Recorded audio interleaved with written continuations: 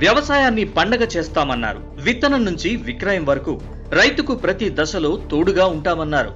ఆర్బీకేల ద్వారా రైతు ఇంటికే సేవలు అందిస్తామని జగన్ రెడ్డి గొప్పలు చెప్పారు. ఇక కౌలు రైతులతో సహా ప్రతి రైతు కుటుంబానికి పెట్టుబడి సాయం అందిస్తామని నమ్మవలికారు. పంట నష్టానికి ఇన్పుట్ సబ్సిడీ, మద్దతు ధర, గ్రామ స్థాయిలో శీతలీకరణ గిడ్డంగులు, సహకార డైరీల పునరుద్ధరణ, ఉచిత బోర్లు, ఇంకా ఎన్నెన్నో. నరంలేని నాలుకతో అలవికాని హామీల్ని జగన్ రెడ్డి గుప్పించేశారు. జగన్ పాదయాత్రలోనూ 2019 ఎన్నికల మేనిఫెస్టోలను రైతులకు హామీలు కురిపించారు. అధికారంలోకి వచ్చాక రైతన్నల్ని నట్టేటా ముంచారు. రైతన్నలకు మద్దతు ధర లేదు, ఉచిత బోర్లు లేవు, పంట నష్టపోయిన రైతులకు తగిన పరిహారం చెల్లించలేదు, రాయితీ పథకాలకు కత్తెరవేశారు. ఏ హామీని కూడా పూర్తిగా నిలబెట్టుకోలేదు. అరకొర సాయం అందిస్తూ గొప్పలు చెప్పుకోవడమే కానీ రైతన్నల్ని ఆదుకోవడంలో విఫలమయ్యారు. జగన్ సర్కార్ నిర్వాకంతో వ్యవసాయ రంగం కుదేలైంది. పెట్టుబడులు పెరిగాయి. అతివృష్టి, అనావృష్టితో రైతులు దెబ్బతిన్నారు. వ్యవసాయం గిట్టుబాటు కాక ఎందరో రైతులు సాగుకు స్వస్తి చెప్తున్న పరిస్థితి. గత 4 ఏళ్లుగా ఏటా 10 నుంచి 15 లక్షల ఎకరాల సాగు తగ్గుతూ రాగా ఈ ఏడాది తీవ్ర వర్షాభావం, తుఫాను దెబ్బకు ఏకంగా 40 లక్షల ఎకరాల్లో సాగు తగ్గింది. అయితే రైతుల కోసం 5 ఏళ్లలో 1,85,000 కోట్లు ఖర్చు చేశామని గొప్పలు చెబుతున్నారు.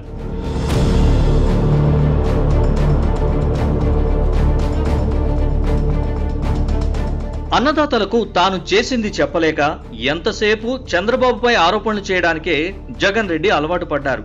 అసలు రైతన్నలకు ఏ ప్రభుత్వం మేలు చేసిందో వాస్తవ పరిస్థితి చూస్తే 2014 ఎన్నికల్లో గెలిచాక చంద్రబాబు రైతులకు ఒకేసారి 50,000 దాకా రుణమాఫీ చేశారు. 5 ఏళ్లలో మరో 60 నుంచి 70,000 మాఫీ చేశారు. ఒక్కో రైతుకు దాదాపు 1,00,000 లబ్ధి చేకూర్చారు. కానీ రైతు భరోసా కింద 5 ఏళ్లలో 67,500 ఇచ్చామని జగన్ గొప్పలు చెబుతుంటే కేంద్రం పీఎం కిసాన్ కింద ఇచ్చిన 30,000 ఇందులోంచి మినహాయిస్తే రాష్ట్ర ప్రభుత్వం చేసిన సాయం 37,500 మాత్రమే. ఇన్పుట్ సబ్సిడీ, పంటల బీమా, విత్తన రాయితీ, రైతు కుటుంబాలకు ఎక్స్గ్రేషియా వంటి పథకాలన్నీ పాతవే.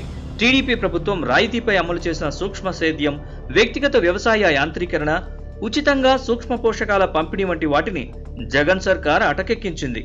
అన్ని విధాలా చంద్రబాబు ప్రభుత్వంలోనే రైతులకు ఎక్కువగా మేలు జరిగింది. మరి జగన్ చెప్పిన తేడా ఏంటో వైసీపీ నేతలకే తెలియాలి. పెట్టుబడి సాయం కింద ప్రతి ఏటా రైతు కుటుంబానికి 12,500 చొప్పున ఇస్తామని ఎన్నికల ముందు జగన్ హామీ ఇచ్చారు.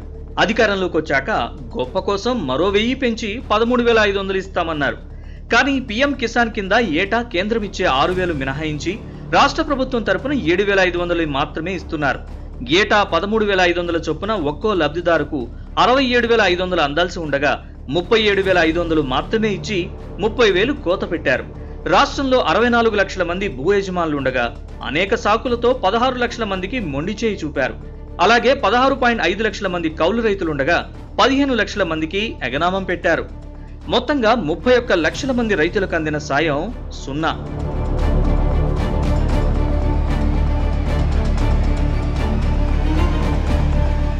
రైతు నయా పైసా కట్టకుండా వారి వాటా ప్రీమియం కూడా ప్రభుత్వమే చెల్లిస్తుందని, వైఎస్ఆర్ ఉచిత పంటల బీమా ప్రతి రైతుకు అందిస్తామని జగన్ ఎన్నికల ముందు మరో హామీ ఇచ్చారు. వాస్తవం చూస్తే జగన్ రెడ్డి అధికారంలోకి వచ్చాక 60 లక్షల మందికి పైగా రైతులు పంటలు సాగు చేస్తుండగా ఈ క్రాప్ తప్పనిసరి నిబంధనతో సగం మందికి కూడా బీమా కల్పించడం లేదు. 2019లో 9.48 లక్షల మందికి, 2020లో 15.15 లక్షల మందికి, 2021లో 15.60 లక్షల మందికి, 2022లో 10.20 లక్షల మందికే పరిహారం ఇచ్చారు. ఖరీఫ్లో తప్ప రబీ పంటలకు బీమా అమలు చేయలేదు. 2022-23 రబీ పంటల బీమా పరిహారం గత డిసెంబర్లోనే ఇస్తామని ఇప్పటికీ ఇవ్వలేదు. 2023-24 బీమా పరిహారం వచ్చే జూన్లో వస్తుందని జగన్ చెప్పారు. దీంతో రబీ పంటల బీమా ఇచ్చే అవకాశం కనిపించడం లేదు. నిరుడు ప్రధానమంత్రి ఫసల్ బీమాను అమలు చేస్తామన్న ప్రభుత్వ పెద్దలు ఆ మాట నిలబెట్టుకోలేదు. మాట తప్పం మడమ తిప్పం అంటూ ప్రగల్భాలు చెప్పే జగన్ రెడ్డి అన్ని రంగాల్లో మాట తప్పి మడమ తిప్పేశాడు. నరం లేని నాలుక ఎంచక్క మడత పెట్టేశారు. రైతన్నలకు వడ్డీ లేని పంట రుణాలు ఇస్తామని జగన్ రెడ్డి ఇచ్చిన హామీని అటకెక్కించేశారు. ఈ విషయంలో వాస్తవం చూస్తే పంట రుణాలకు టీడీపీ ప్రభుత్వంలో 1,00,000 వరకు 0 వడ్డీ, 1,00,000 నుంచి 3 లక్షల వరకు పావలా వడ్డీని అమలు చేశారు. జగన్ అధికారంలోకి వచ్చాక 1,00,000 నుంచి 3 లక్షల వరకు వర్తించే వడ్డీ రాయితీని నిలిపేశారు. 1,00,000 లోపు రుణాలకు అసలుతో పాటు వడ్డీ వసూలు చేస్తున్నారు.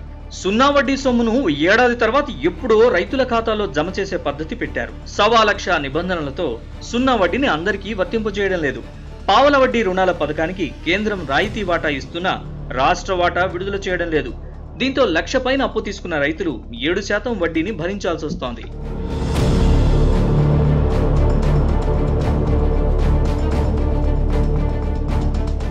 వ్యవసాయంలో నష్టాలతో అప్పుల పాలై ఆత్మహత్య చేసుకునే రైతులు, కౌలు రైతుల కుటుంబాలు రోడ్డున పడకుండా పునరావాస ప్యాకేజీ కింద 7 లక్షల ఎక్స్గ్రేషియా ఇస్తామని జగన్ ప్రకటించారు. అసలు వాస్తవం చూస్తే ఈ 5 ఏళ్లలో వరుస విపత్తులు, మద్దతు ధర లేక నష్టపోయిన సన్నకారు రైతులు, కౌలు రైతులు అప్పుల పాలై బలవన్మరణాలకు పాల్పడిన ఘటనలు ఎన్నో ఉన్నాయి. కానీ ఈ ఉదంతాలన్నీ రికార్డులకు ఎక్కడం లేదు. ఎంతమంది రైతులు ఆత్మహత్యలకు పాల్పడ్డారో ప్రభుత్వం నుంచి స్పష్టమైన ప్రకటనే లేదు. కానీ YSR farmer suicide ex gratia website సమాచారం ప్రకారం బలవన్మరణాలకు పాల్పడిన రైతు కుటుంబాలకు 7 లక్షల చొప్పున 1,316 క్లెయిమ్లు సెటిల్ చేసి 92.12 కోట్లు పంపిణీ చేసినట్లు తెలుస్తోంది.